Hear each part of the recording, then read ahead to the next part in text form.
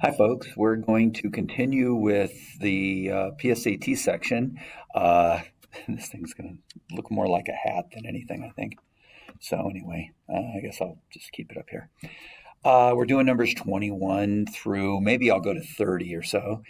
This is the first one. This is in a calculator section, so I'm going to go ahead and have my calculator handy and show you what I'm doing. This first one, we're looking for an angle, and they tell us that these two angles are x and that they're equal. And you can see it looks like they add up to 90 degrees, and they do because it says it right there. So we know that 2x plus 20 is equal to the total, which is 90 degrees. And you need to solve that. Please work ahead of me. Pause the video and then work ahead. Answer the question. If you're doing this in an ed puzzle, then you don't have a choice. I'm going to subtract the 20 from both sides. I'm not actually going to do that. I'm just going to go ahead and write what I get, which is 70. I'm subtracting 20 from both sides. I divide by 2 on both sides, and I get x is equal to 35. I could check it by substituting it in and saying 35 and 35 makes 70 and 20 more is 90, and I can be absolutely sure, and I like to put my star on there to show that it's exactly right. Question number 2. Which of the following values satisfies the inequality? We want the absolute value to be bigger than 9, and of course, the absolute value of negative 10 is positive 10, which of course is greater than 9. Nothing else makes any sense, and it looks like it's A, and we're done. You just have to know what this means. This means that we always make whatever's inside positive.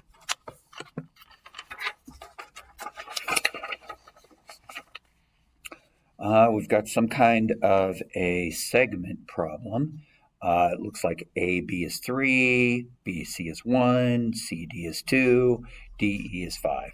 And what we want to do is we're going to use it to measure which of the following distances cannot be measured in this way. It says, for example, the distance of 7 can be measured between C and E, because this is a distance of 7.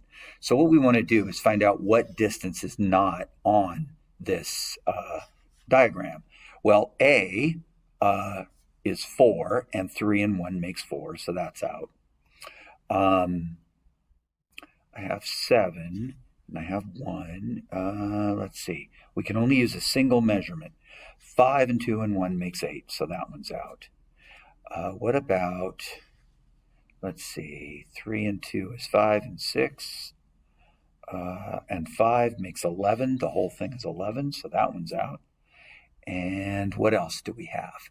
We're looking for, let's see, 6. Can we get 6? Of course we can get 6. Here it is right here. And so D is the only one that cannot be done. There is no other possibility. We've already eliminated all the others. Elimination is a very powerful tool. Okay, I could write down the actual segments on here, but we're moving on. We want to make sure we don't run out of time. Okay, these functions are defined. Now this is x going into a function, and this is the y value. Well, we call it f of, this would be f of 0, because if x is 0, this is f of 0. If x is 1, this is f of 1, this is g of 1, and so on. It says that g of k equals 3. So we want to find g of k equal to 3. Well, in this case, the g of x is equal to 3. So what is the x value, or in this case, the k? Well, that's the 2 over here. So g of 2 equals 3, and I can write it like this. I can see that my k is equal to 2. Now what I want is I want to put a 2 in to the f of x function. This is called the g of x function. This is the f of x function. It is not this one. It is when the x is 2, I get an f of x of 0. So I can say f of 2 equals 0, and I'm substituting that one in, and A is my solution, and I'm all ready. Okay, so number 25. It says in a bowl there are, sorry, here we go. Hopefully this is visible to you. Let me see. It's pretty good. Let me put the autofocus on just to make sure. There we go. In a bowl, there are 14 slips of paper containing the numbers 1 to 14. Okay. If one of those slips of paper is picked at random, what is the probability the integer on the slip of paper will be a multiple of 3? Well, I'm just going to write some. 3, 6, 9, 12. There are 4 numbers that are multiples of 3 between 1 and 14. And so there are 4 of them out of the total of 14 numbers. And of course, this can be reduced to 2 over 7. Pretty easy problem so far.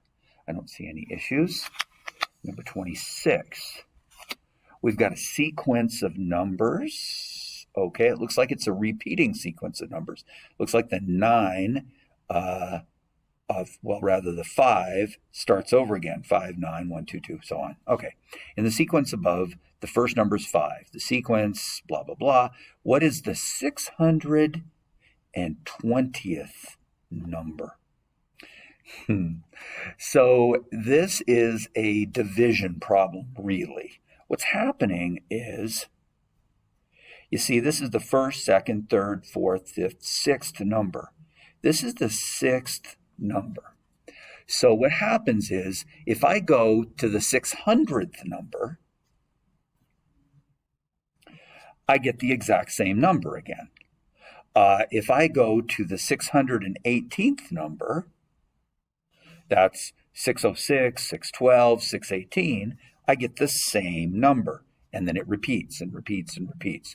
Now what I want is 620. So this is going to be 619. This is going to be 620th, right? There, and it's the number 9. And we will move on. Some people are going to want to count out. And I've actually talked to students in the past in my PSAT or SAT seminars where students say, oh, they've actually written it out that many times. That would take a little while. All right. We have what looks like an equilateral triangle, and they tell me that it is, and a square shown above have equal perimeters. So I know that the sides of the triangle are equal, and its perimeter is the sum of all the sides. So if I take 2r plus 4 and add it 3 times or multiply it by 3, I'll just put times 3. And I take 2r plus 1 and I add it 4 times, because this is supposed to be a square. So 4 times 2r plus 1. I get the same thing because they said that the perimeters are equal. This is the perimeter of the triangle, and it's equal to the perimeter of the square. And we just solved the equation. It says, well, and then once we find r, we haven't answered the question. You still have to find the length of the square. So we have distribute the 3 to both parts. That's 6r plus 12. And distribute the 4 to both parts. That's 8r plus 4. We're going to subtract the 4 from both sides, and I'm going to subtract the 6r. I'm going to go ahead and do this in 2 pieces just so that you can see it. I'm going to subtract the 6r. Do not try to subtract 6. A lot of students will write minus 6, and it's wrong. You can subtract 6r from both sides, which is fine. At the same time, I could subtract the 4, but I'm going to go ahead and do it in pieces for you. 2r plus 4. Now I'm going to subtract the 4. Now, I normally wouldn't have shown any of this. If I was doing the test myself, I would just simply do it and not write it. I'm going to divide by 2 on both sides, and of course r is equal to 4, and I'm going to be very tempted to answer the 4 as my solution. But remember, ATQA, answer the question asked. What is the length of the side of a square? 2 times 4 plus 1 is 9, isn't it? Nanner. Got to be careful. Be very careful. Make sure you're answering the question asked. All right. And again, I am very, very sure. I'm going to move on. This is number 28. Let's see. We've got 6t plus 7a over 4 equals t. What is 4t in terms of a? So what we want to do is get 4t by itself. Yeah, it looks funky over there. Oh, well, that's all right. I don't care if you can see me or not. I guess it makes it a little more interesting. We've got this equation, and you can see that everything is over 4. A good way to simplify this is to multiply this whole thing by 4 on both sides. And that gives me 4t is equal to 6t plus 7a. Now, I'm almost done. I want 4t. Now, I'm not done yet because I still have to subtract the 6t from both sides. And I normally do this in another color, but it's okay. Be careful, that is negative 2t equals 7a. And in order to get t, I have to divide by negative 2. But that's not what they asked for, so be careful. What they asked for is, what is 4t? And there's a way to shorten this up, but I'm going to go ahead and just multiply by 4. And what's going to happen is the negative 2 is going to cancel with the 4 to give me negative 2. Negative 4 divided by negative 2 is negative 2. I multiply by 7a, and I get 4t, which is what I was looking for, is equal to negative 14a. Easy to make a mistake there. And again, I am absolutely sure. We could have simplified it in other ways, but I think that's going to work out just fine. All right. Maybe we'll just do a couple more. We'll do number 29 and 30. Now, there's a whole page of explanation that says why you can't use mixed numbers and why you don't put extra zeros in. But just don't put extra zeros if you're doing one of these. All right. The total cost of sending a package with Eagle Express is 30 cents for the first ounce and 10 cents for each additional ounce. This is a weird situation, and you got to be a little bit careful.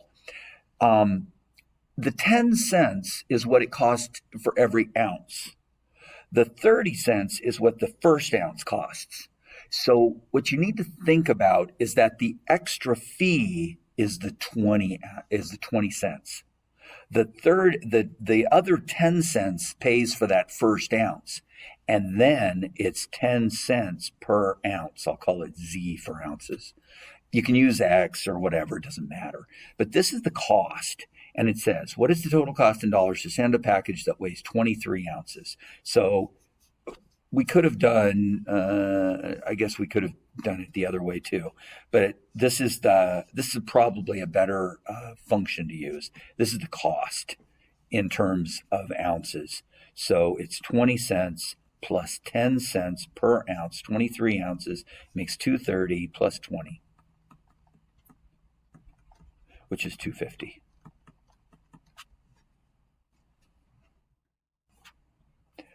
And it says you can go ahead and grid all of the digits, even though up here it says don't put in the extra zero. For example, here's the 2.5 that they gives the example, and yet the answer is the 250. So yada, yada, yada. And it says disregard the dollar sign. All right.